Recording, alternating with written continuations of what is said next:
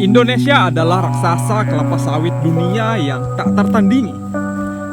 Kita menguasai hampir 54% pasar minyak sawit global, teman-teman. Dengan luas lahan mencapai 16,8 juta hektar dan memproduksi lebih dari 50 juta ton setiap tahunnya. Industri ini bahkan menghidupi lebih dari 16 juta tenaga kerja dan menyumbang devisa ekspor di atas 400 triliun per tahun untuk negara kita. Tapi mari kita jujur, dengan angka statistik sefantastis itu, kenapa kita sebagai pemilik kebun masih sering merasa cemas dan tak berdaya setiap kali kita membawa TBS ke timbangan? Jawabannya sangat pahit, karena secara sistemik industri sawit kita sebenarnya belum sepenuhnya merdeka. Kita masih dijajah oleh rantai permainan gurita global dan kebijakan asing yang mendikte keringat kita sendiri. Namun di tengah kondisi terjajah seperti ini, pemerintah tiba-tiba melempar satu wacana regulasi yang ekstrim, sangat menghebohkan seluruh pelaku industri, baik kita sebagai petani sawit maupun juga korporasi. Ekspor sawit resmi jadi satu pintu.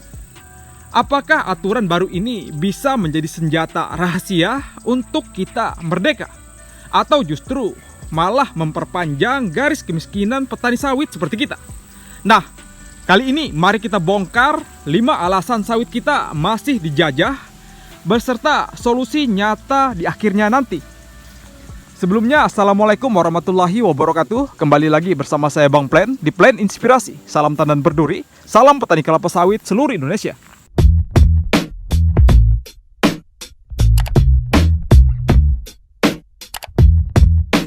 Penyebab yang pertama, mengapa sawit kita masih selalu dijajah? Yang pertama, karena harga sawit kita selalu diatur dan didikti oleh orang di luar sana, teman-teman.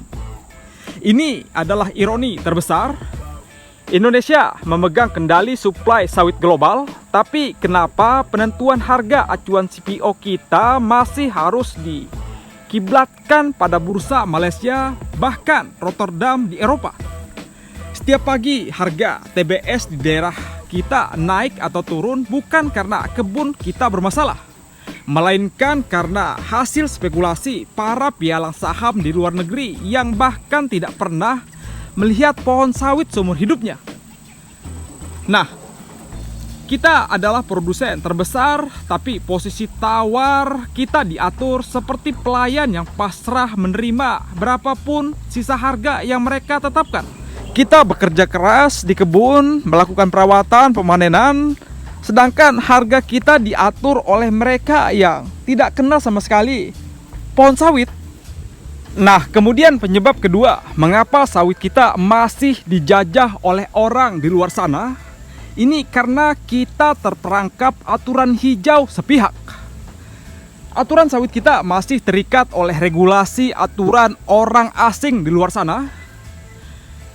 Mereka menggunakan penjajahan gaya baru lewat regulasi asing.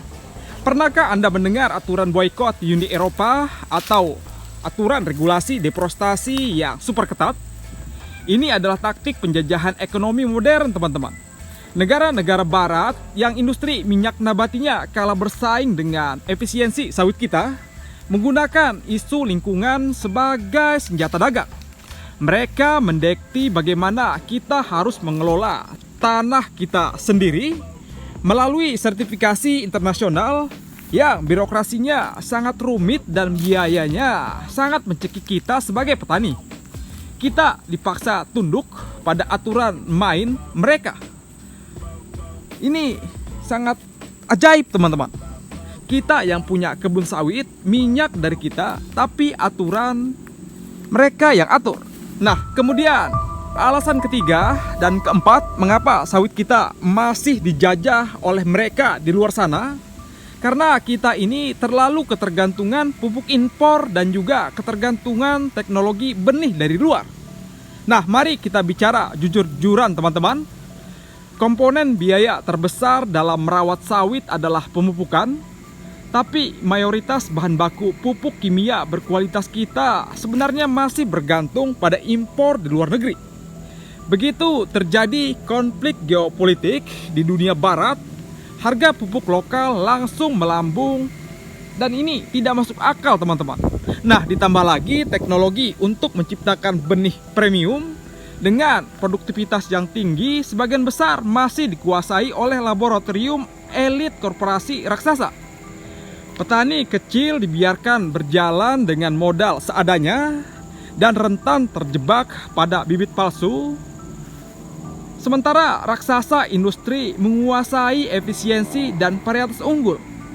Kita ditekan harga TBS yang terbatas, tapi korporasi besar bisa memainkan harga untuk TBS-nya sendiri. Nah, kemudian alasan yang kelima, kita hanya menjual bahan mentah.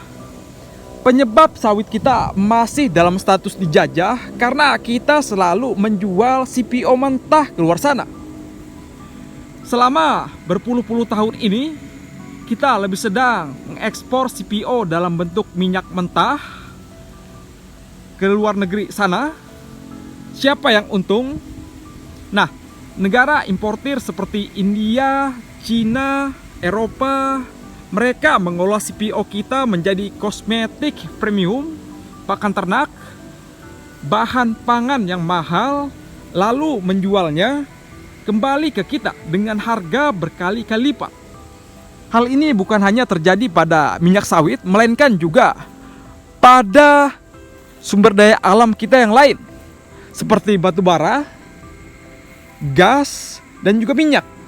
Itulah alasannya Presiden Prabowo Subianto menyatakan lebih baik sumber daya alam kita kubur di dalam tanah untuk persediaan anak cucu kita, daripada kita jual murah pada mereka di luar sana.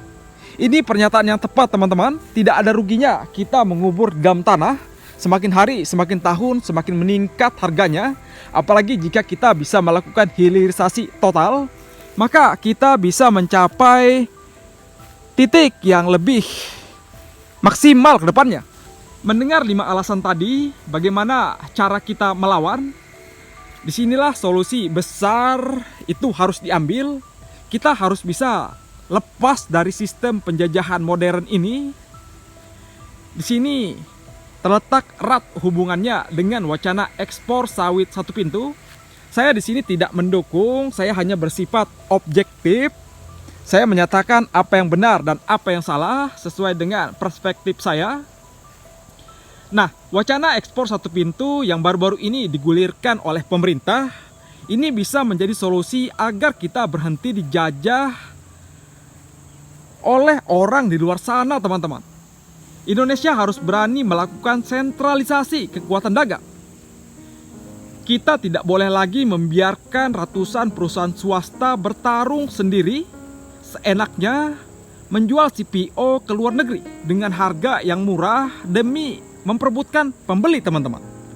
Keinginan pemerintah untuk menetapkan sistem satu pintu adalah langkah yang cukup baik dan konkret, meskipun sementara waktu ini kita sebagai petani harus dikorbankan. Tapi tidak masalah, yang penting mereka dapat meregulasi sistem dengan seadil-adilnya dan sejujur-jujurnya. Dengan satu pintu ini, Indonesia bisa mendekti balik pasar dunia sebagai otoritas dalam minyak CPO dunia. Jika Anda butuh sawit kami, ini harga sawit kami. Ini harga adil dari petani kami. Nah, itu bisa dinyatakan oleh pemerintah kita jika pintu ekspor hanya terdiri dari satu tempat, yaitu dari tempat yang otoritas, yaitu pemerintah. Tidak hanya itu, teman-teman, langkah satu pintu ini juga memaksa negara untuk memutihkan dan menandai sertifikasi petani swadaya secara massal agar pasokan di hulu diakui dunia tanpa lagi perlu menyembah aturan yang berat. Tapi kita juga harus ingat, senjata satu pintu ini bisa menjadi berkah raksasa untuk menghancurkan dominasi asing, tapi juga bisa menjadi bumerang jika dikelola oleh birokrasi yang lambat juga berbelit-belit, teman-teman. Jika pintu tunggal ini macet, tangki pabrik sawit akan penuh dan buah petani kembali menjadi korban. Satu pintu ekspor ini adalah pertaruhan terbesar Indonesia untuk merdeka dari penjajahan sawit modern. Nah, sekarang bagaimana sudut pandang Anda sebagai petani sawit? Apakah Anda yakin sistem satu pintu ini mampu menundukkan pasar asing dan menaikkan harga TBS kita di mata global? Atau justru Anda khawatir ini jadi ladang birokrasi yang baru? Tulis pendapat Anda di dalam kolom komentar. Semoga informasi ini bisa bermanfaat. Sampai berjumpa lagi. Wassalamualaikum warahmatullahi wabarakatuh. Salam Tandan Berduri.